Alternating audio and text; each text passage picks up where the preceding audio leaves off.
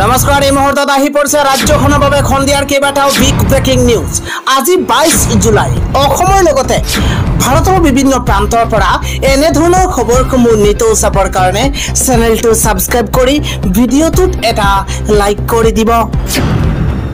এই মুহূৰ্তত জনাই আছো এটা ব্ৰেকিং নিউজ। অবৈধ বাংলাদেশীক হয় চৰকাৰে উঠাব, অন্যথা বীৰ লাচিত খানাই উঠাব। দেশৰ মানুহে হেংদাং গহি পিটি লব জানে। মিচিং সকলৰ অস্তিত্ব শেষ কৰিবলৈ এছামে অহৰহ চেষ্টা কৰি আছে। এইসমূহ যদি ৰাজনৈতিক পৃষ্ঠপোষকতাত হৈছে তেন্তে এই ৰাজনীতি উফৰাই পেলোৱা হ'ব। উজনি অসমত খন্দেযুক্ত লোকৰ উত্থানক লৈ এইদৰে গঢ় উঠিছে বীৰ লাচিত খানাৰ নেতা শৃংখল চলিহাই। আন এটা খবৰ হৈছে উচ্ছেদৰ মাজতেই এবাৰ 8 গৰাকী অবৈধ বাংলাদেশী আৰক্ষীৰ জালত পৰিছে। এই মুহূৰ্তত জনাই আছো ব্ৰেকিং নিউজ। বঙাইগাঁৱত বাংলাদেশী বিৰোধী অভিযানত 8 গৰাকী অবৈধ বাংলাদেশীক আৰক্ষীয়ে গ্ৰেপ্তাৰ কৰিছে। এটা ব্ৰেকিং নিউজ এই মুহূৰ্তত জনোৱাৰ চেষ্টা কৰিছো। উচ্ছেদৰ মাজতে অবৈধ বাংলাদেশী নাগৰিকৰ বিৰুদ্ধে বৃহৎ অভিযান। এটা গুৰুত্বপূৰ্ণ খবৰ। বঙাইগাঁৱতে পৰিচয়সহ আৰক্ষীৰ জালত পৰিছে 8 গৰাকীকৈ বাংলাদেশী। এইসকলে কৈছে যে আমি বাংলাদেশৰ পৰা আহিছো। গ্ৰেপ্তাৰ হোৱা যুৱক কেইজনে কৈছে যে আমি বাংলাদেশৰ পৰা আহিছো। ৰেলৱে ষ্টেচনত ধৰা পৰিছে। আমি বাংলাদেশৰ পৰা আহিছো বুলি তেওঁলোকে মন্তব্য কৰিছে। ৰেলৱে ষ্টেচনৰ আৰক্ষীৰ জিম্মাত আছে আটক হোৱা বাংলাদেশী কেইটা। আটক হোৱা বাংলাদেশী কেইজন ক্ৰমে বাবু শেখ, আশৰাফুল হক, আলামিন আলী, মামুন শেখ, মোহাম্মদ আলী, ৰুহুল আমিন, মুশাৰফ আলী, আসাৰুল হক। বাংলাদেশৰ সীমা অতিক্ৰম কৰি মেঘালয় হৈ নিউ বঙাইগাঁও ষ্টেচনত প্ৰৱেশ কৰিছিল এইগৰাকী লোক। উচ্ছেদৰ মাজতে অবৈধ বাংলাদেশী নাগৰিকৰ বিৰুদ্ধে বৃহৎ অভিযান আৰম্ভ হৈছে। আন এটা খবৰ হৈছে উজনি নামনিৰ পিছত এইবাৰ হাজোত চলিব প্ৰশাসনৰ উচ্ছেদ অভিযান। 150টা পৰিয়াললৈ এই মুহূৰ্তত জাননী প্ৰেৰণ কৰা হৈছে। বৃহৎ উচ্ছেদ অভিযানৰ পাছতে এইবাৰ হাজোত চলিব প্ৰশাসনৰ বুলডোজাৰ। শ উচ্ছেদিতলৈ এই মুহূৰ্তত প্ৰেৰণ কৰা হৈছে চৰকাৰী জাননী। চৰকাৰী জাননী পায়ে ঘৰ দুৱাৰ এৰিবলৈ বাধ্য হৈছে শ লোক। এই মুহূৰ্তত বিগ নিউজ জনোৱাৰ চেষ্টা কৰিছো। নদীৰ গৰাখহনীয়াৰ কবলত পৰি হাজোৰ 1 নম্বৰ দুকনিয়াত বেজিং ৰিজৰ্ট দখল কৰিছিল এইসকলে। মুখ্যমন্ত্ৰীক সমৰ্থন জনাই নিজে নিজে ঠাই এৰি যাবলৈ ব্যৱস্থা গ্ৰহণ কৰিছে বেদখলকাৰীয়ে। কোনো নতুন স্থানত চৰকাৰী সংস্থাপনৰ দাবী জনাইছে বেদখলকাৰীয়ে। উজনি নামনিৰ বৃহৎ উচ্ছেদৰ পাছত এইবাৰ হাজোত চলিব প্ৰশাসনৰ বুলডোজাৰ। চৰকাৰী জাননী পাই ঘৰ দুৱাৰ এৰিবলৈ বাধ্য হৈছে এইসকল লোক। পৰৱৰ্তী খবৰটো হৈছে অবৈধ বেদখলকাৰী প্ৰৱেশ বন্ধ কৰিছে এইবাৰ মছজিদ কমিটিয়ে। উচ্ছেদৰ সমৰ্থনত এইবাৰ খিলঞ্জীয়া মুছলমান ওলাই আহিছে। এটা বিগ ব্ৰেকিং ডাঙৰ খবৰ জনোৱাৰ চেষ্টা কৰিছো। উচ্ছেদৰ সমৰ্থনত ওলাই আহিছে খিলঞ্জীয়া মুছলমান। বেদখলকাৰীত প্ৰৱেশ নিষিদ্ধ কৰিছে মছজিদ কমিটিয়ে। এটা গুৰুত্বপূৰ্ণ খবৰ। বেদখলকাৰীৰ প্ৰৱেশ সম্পূৰ্ণৰূপে নিষিদ্ধ কৰা হৈছে। বেনাৰখন আপোনালোকে চাওক ভালদৰে।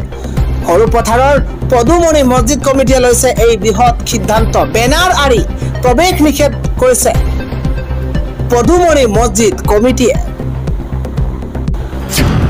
আন এটা খবৰ হৈছে অসমীয়াৰ প্ৰতি টুকুৰা মাটি বাংলাদেশীৰ পৰা মুক্ত কৰিম। অসমীয়াৰ প্ৰতি টুকুৰা মাটি বাংলাদেশীৰ পৰা মুক্ত কৰিম। অহা 5 বছৰত বিজয় সাব্যস্ত কৰিম। হিমন্ত বিশ্ব শৰ্মাই কেতিয়াও আত্মসমৰ্পণ নকৰে মন্তব্য কৰিছে ৰাজ্যৰ মুখ্যমন্ত্ৰী হিমন্ত বিশ্ব শৰ্মাই। এই মুহূৰ্তত এটা বিগ নিউজ।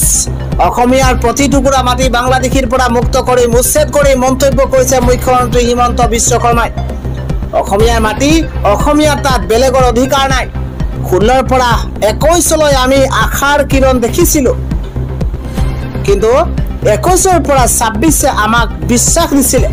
পৰৱৰ্তী 5 বছৰত আমি আমাৰ বিজয় সাব্যস্ত কৰিম। কেনেকৈ যুঁজত জয়ী হয় আমি ভালদৰে শিকিলো। হিমন্ত বিশ্ব শৰ্মাই কেতিয়াও আত্মসমৰ্পণ নকৰে। শৰীৰত 1 বিন্দু তেজ টকালৈকে আমি যুঁজি যাম বুলি মন্তব্য কৰিছে ৰাজ্যৰ মুখ্যমন্ত্ৰী হিমন্ত বিশ্ব শৰ্মাই। এতিয়া আমাৰ সন্মুখত হিমালয় থিয় হলেও আমি ভেদ কৰি যাম। অসমীয়াৰ গাত লাচিত আৰু চিলাৰায়ৰ তেজ আছে।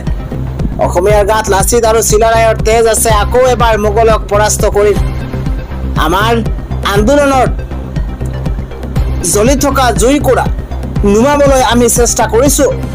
অসমীয়াৰ বুকুত প্ৰবাহিত হৈ আছে লাচিতৰ তেজ আৰু চিলাৰায়ৰ তেজ। অসমীয়া জাতি কেতিয়াও পৰাজিত হ'ব নোৱাৰে। অসমীয়া জাতি অপৰাজিত। এই হুংকাৰ ৰাজ্যৰ মুখ্যমন্ত্ৰী হিমন্ত বিশ্ব শৰ্মাৰ। আন এটা খবৰ হৈছে ই ৰিক্সাৰ বাবে আহি গৈছে কেতবোৰ নতুন এছঅপি। নিয়ম যদি নামানে ই ৰিক্সাৰ চালকে তেন্তে ভয়ংকৰ বিপদ হ'ব। এই মুহূৰ্তত এটা বিগ নিউজ।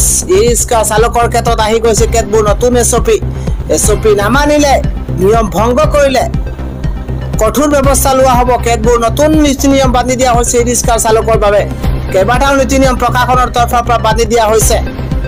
এতিয়াৰে পৰা ই ৰিক্সা চালকে মানিব লাগিব ট্ৰেফিক নিয়ম। গুৰুত্বপূৰ্ণ খবৰ। এতিয়াৰে পৰা চহৰৰ মূল পথত চলিব নোৱাৰিব ই ৰিক্সা। গুৰুত্বপূৰ্ণ খবৰ। ই ৰিক্সা চালকৰ থাকিব লাগিব বৈধ অনুজ্ঞাপত্ৰ। সঠিকভাৱে পঞ্জীয়ন কৰা বাধ্যতামূলক কৰিলে প্ৰশাসনে। ই ৰিক্সাৰ সঠিকভাৱে পঞ্জীয়ন কৰা বাধ্যতামূলক কৰিছে প্ৰশাসনে। নিয়ম ভংগকাৰী চালকৰ বিৰুদ্ধে গ্ৰহণ কৰা হ'ব বিহিত ব্যৱস্থা। নলবাৰী চহৰৰ মূল পথত ই ৰিক্সা চলোৱাত নিষেধাজ্ঞা জাৰি কৰিছে প্ৰশাসনে। চহৰখনত সৃষ্টি হোৱা ভয়ংকৰ যান জঁটৰ প্ৰতি লক্ষ্য ৰাখি সিদ্ধান্ত জিলা আয়ুক্তৰ। ই ৰিক্সা চালকৰ ক্ষেত্ৰত আহি গৈছে এই কেতবোৰ নতুন এছঅপি। পৰৱৰ্তী ডাঙৰ খবৰ। এইবাৰ ৰকিবুল হুছেইনে চৰকাৰক প্ৰশ্ন কৰিছে। কৈছে বন্দুকৰ ভয় দেখুৱাই উচ্ছেদিতক খেদিছে প্ৰশাসনে।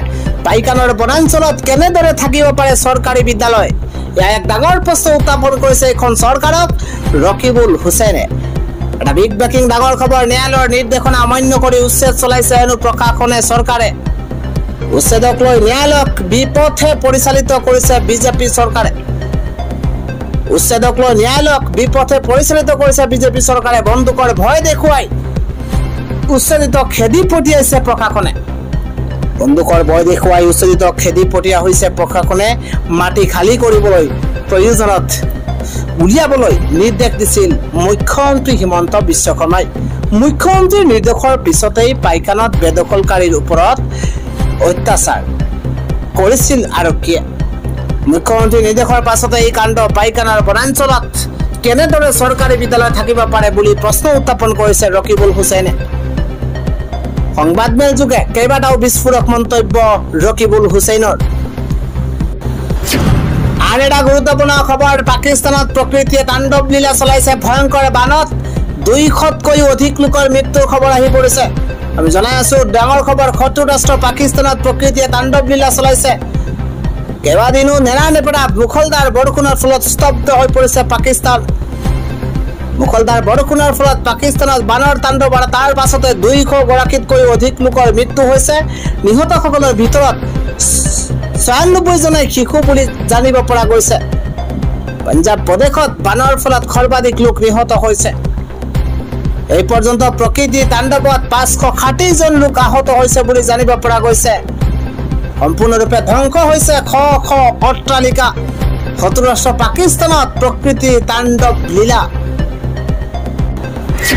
আন এটা খবৰ হৈছে 10,000 বাংলাদেশীলৈ ভূমিৰ পট্টা। এইবাৰ বিজেপি চৰকাৰৰ বৃহৎ সিদ্ধান্ত। শীঘ্ৰেই 10,000 বাংলাদেশীক প্ৰদান কৰা হ'ব ভূমিৰ পট্টা। গুৰুত্বপূৰ্ণ খবৰ। বাংলাদেশৰ পৰা অহা হাজাৰ হাজাৰ পৰিয়ালক লৈ বিজেপি চৰকাৰৰ ডাঙৰ সিদ্ধান্ত। 75 বছৰ পূৰ্বে অহা প্ৰতিটো পৰিয়ালক দিয়া হ'ব ভূমিৰ আবণ্টন। এটা বিগ নিউজ এই মুহূৰ্তত জনোৱাৰ চেষ্টা কৰিছো। 75 বছৰ পূৰ্বে অহা প্ৰতিটো পৰিয়ালক দিয়া হ'ব ভূমিৰ আবণ্টন। শৰণাৰ্থীসকলক ভূমি পট্টা প্ৰদান কৰাটো হৈছে চৰকাৰৰ নৈতিক দায়িত্ব। পৰ্যাপ্ত পৰিমাণৰ ভূমি উপলব্ধ নহ'লে বিকল্প প্লটৰ ব্যৱস্থা কৰিবলৈ বিষয়াক নিৰ্দেশ। ভূমি অধিকাৰ নিয়মীয়া কৰিবলৈ নতুন আইনী ব্যৱস্থা প্ৰৱৰ্তনৰো নিৰ্দেশ যোগী আদিত্যনাথৰ। পৰৱৰ্তী গুৰুত্বপূৰ্ণ খবৰ। এতিয়াৰে পৰা য'তে ত'তে খান্দিব নোৱাৰিব পথ। নিয়ম উলংঘা কৰিলে ভৰিব লাগিব জৰিমনা, জেল পৰ্যন্ত হোৱাৰ সম্ভাৱনা আছে। এই মুহূৰ্তৰ ডাঙৰ খবৰ, য'তে ত'তে মন গ'লেই খান্দিব নোৱাৰিব পথ। কোম্পানী বা প্ৰতিষ্ঠানে পথ খান্দি হাৰাশাস্তি কৰাব নোৱাৰিব জনতা। নিয়ম যদি উলংঘা কৰিছে তেন্তে বিভাগ বা প্ৰতিষ্ঠানৰ ওপৰত ব্যৱস্থা লোৱা হ'ব।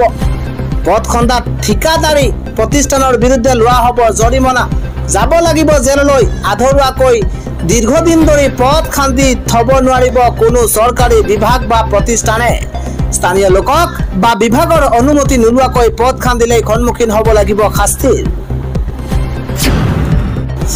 আন এটা খবৰ হৈছে ৰাষ্ট্ৰপতি দ্ৰৌপদী মুৰ্মুৱে গ্ৰহণ কৰিছে উপৰাষ্ট্ৰপতি জগদীপ ধনখড়ৰ পদত্যাগ পত্ৰ। স্বাস্থ্যজনিত কাৰণত ৰাষ্ট্ৰপতিলৈ পদত্যাগ পত্ৰ প্ৰেৰণ কৰিছিল উপৰাষ্ট্ৰপতি জগদীপ ধনখড়ে।